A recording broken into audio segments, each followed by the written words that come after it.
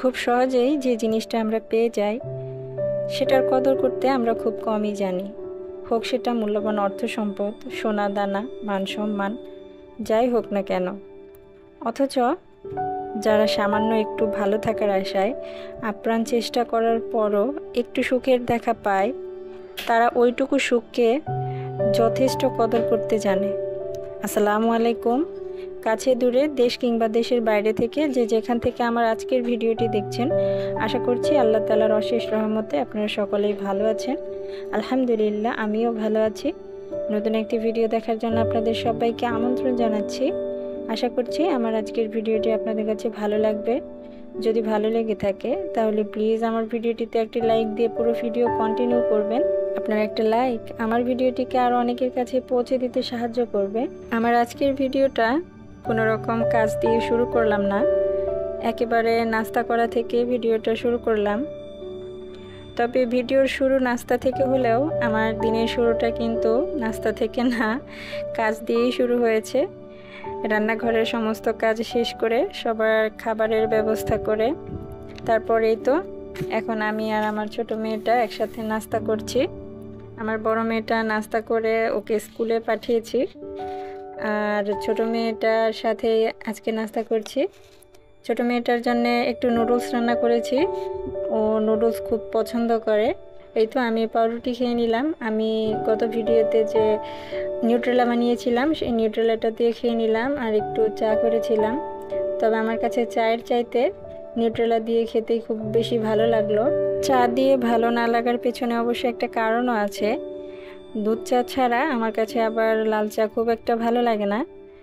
আর শুধু আমিও না, আমার মেয়েরাও দুধ চা খুব পছন্দ করে। এজন্য শুধু আমার জন্যই 1 কাপ লাল চা নিয়েছি।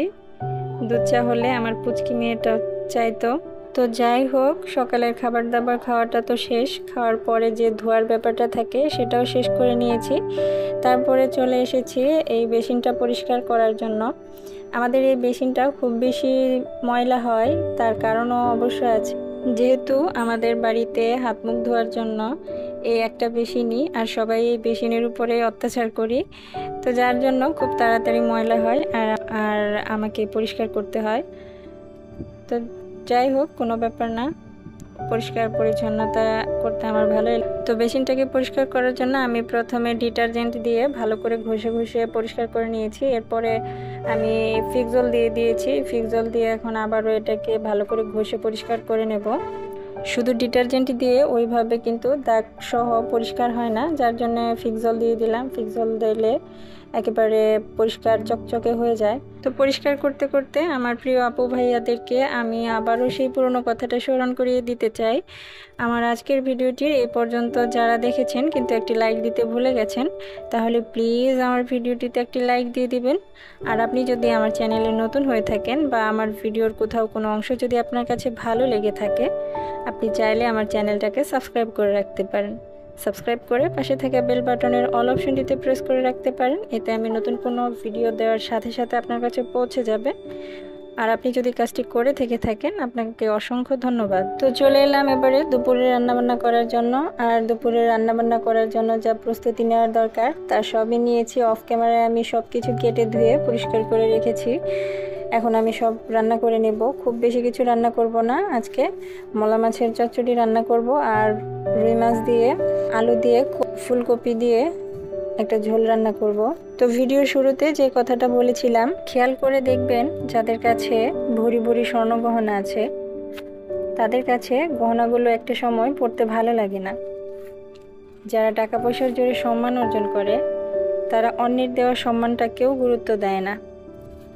আর যাদের কাছে কষ্ট করে উপার্জিত টাকায় অল্প একটু স্বর্ণ গহনা থাকে, সেটুকুকে তারা আমাবস্যার চাঁদ মনে করে। কোনো অর্থ সম্পদ ছাড়াই যখন কোনো ব্যক্তি সম্মান পায়, তখন সেই সম্মানটাকে কদর করে রক্ষা করতে জানে। ঠিক তেমনি আমরা যারা ছোটোখাটো কন্টেন্ট ক্রিয়েটর আছি, আমাদের লাইফটা যেহেতু ওইভাবে চাকচিক্যময় না, খুবই সাধারণ জীবনযাপন আমাদের কাছে একটা সাবস্ক্রাইবার আমাদের কাছে মনে হয় আমাবস্যার চাঁদ। অথচ যারা অনেক বড় মাপের কন্টেন্ট ক্রিয়েটর, ওদের লাইফটা যেহেতু চাকচিক্যময়, তো ওদের কাছে একটা কেন 1000টাও যদি সাবস্ক্রাইবার হয় ওদের কাছে এটা কোনো ব্যাপার না।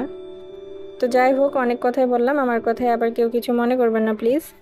তো যাই হোক, কথা বলতে বলতে এদিকে কিন্তু আমি দুপুরের রান্নাটা বসিয়ে দিয়েছি।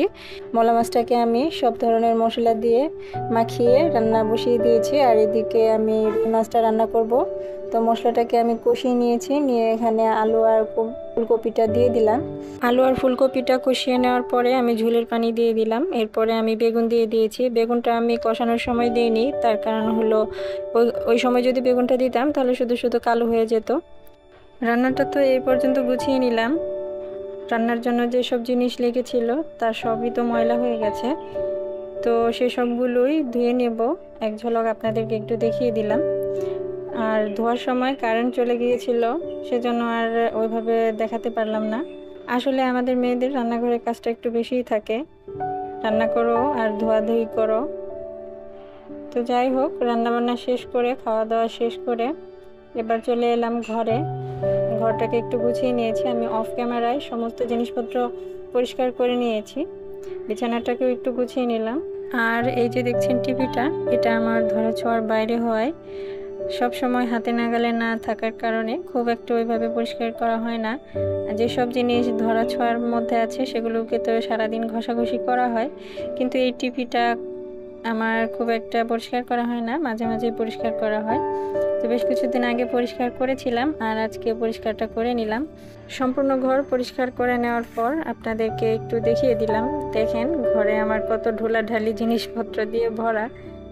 তো এইরকম একটা অসুন্দর ঘর আপনাদেরকে দেখাতে দেখাতে আজকের মতো আমার ভিডিওটি এখানেই শেষ করব। সবাই ভালো থাকবেন, সুস্থ থাকবেন, আর আমাদের জন্য দোয়া করবেন।